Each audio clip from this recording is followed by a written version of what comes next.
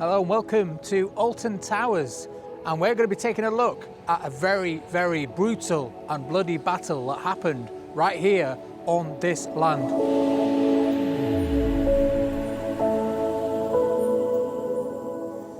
Now this battle was known as the Battle of Bunbury Hill. I'm not talking about a bunch of chavs having a scrap by the burger stand. I'm talking about an ancient battle. Bunbury Hill is right there behind me, where the Towers is today. So we're talking many hundreds of years before Alton Towers was even built. So we're predating the theme park and the Towers itself. So in this video, we're going to take a look at where the battle occurred and also some other features that are still here today at Alton Towers that remain from the battle era. Now our story begins back in 700 AD, and it's to do with King Ceolred of Mercia. Now I'm not going to say that name again because it's quite hard to pronounce, so I'm just going to say the King of Mercia. So the King of Mercia, who had a fort somewhere up near the Towers, or on that location anyway, and it would have looked across the Ceolred Valley, across to Alton Castle, which is on the other side, not to be confused with Alton Towers, and it faces directly over here. So it would have been a good and prominent position to put a hill fort. Now the story of today's video, the famous battle, occurred in 716 AD, and it was between the King of Mercia and also King Inna of Wessex. It's said that King Inna had travelled with his soldiers to this very site in order to take the throne from the King of Mercia. And it was while he was here, they found a rock, which today is aptly named King Inna's Rock. Now I'm going to show you a picture of King Inna's Rock as it looks today. And it is located about a mile away outside the theme park, but it's still within the park boundary.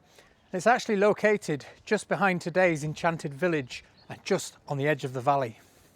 So this is said to be where the king camped out, ready to go to battle at the Iron Age fort up here. And what he did was he hid and camped underneath the rocks there, giving his own parliament to his soldiers and getting ready for a very bloody battle.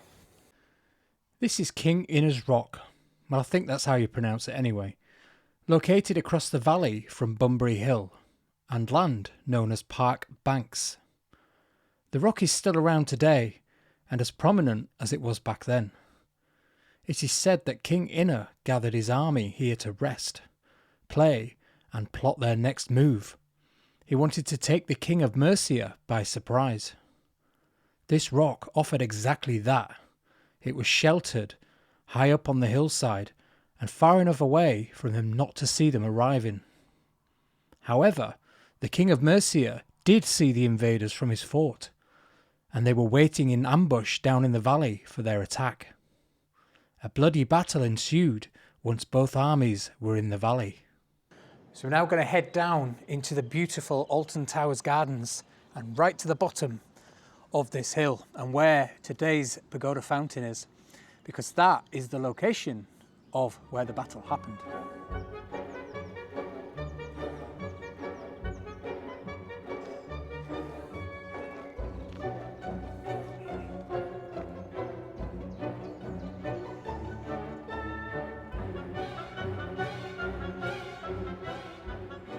The battle that occurred here was said to be so bloody and violent, and the loss of life was so great that the area became known as Slain Hollow. The exact site is right here in the centre of the Alton Towers gardens. There are competing stories as to who won the battle. It was widely reported that it was a stalemate, and with so many deaths they declared it a draw. However, some sources have declared that it was a victory for the King of Mercia, who remained in his fort on Bunbury Hill. The site of the battle was right down here in the middle of the gardens, or in the middle of the valley, and right where this Pagoda Fountain is today. So all this land here would have been a flat piece of grass that ran through the valley. Not like today, where it's a very beautiful landscaped and manicured garden. But the battle took place on this flat piece of land right here. Now if you take a look at all the old maps of Alton Towers and the surrounding area, you'll see that the area at the bottom of the valley is marked as Slain Hollow. And you can also see King Innes Rock labelled on there as well. Now it's only if you go way back in history on the maps that you can see that the area was also called Bunbury Hill and not Alton Towers as it is today. So this flat piece of land that I'm on today was known as Bunbury Hill, and as you can see, it's the site of today's Alton Towers, used because of where or how the land was formed and the views across the valley, like I said, towards Alton Castle on the other side of the Ceolred Valley. Now the exact location of the Iron Age fort is not known, but it is known that some 1200 years BC people were roaming and building things on this hill right here. Now if you can imagine, with the towers just to my right over here, and then all of these trees wouldn't have been here. A lot of these were planted when the Earl of Shrewsbury did the whole Alton estate.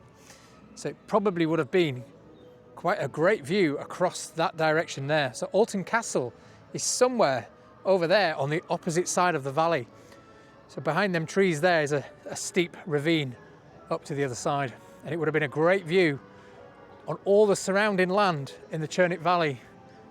There are still remains to be found around the Alton Towers estate of the former hill fort and its settlements. Some have been documented in the past. But other than King Innes Rock and the name of Slain Hollow, nothing is visible from within the park as a tourist. I, for one, think that this could have been a great story to be used at the Alton Towers dungeons, or even a ride based around it. But so far, nothing has come to fruition.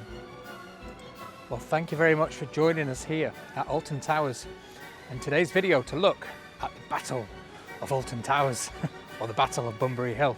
I hope you enjoyed the video.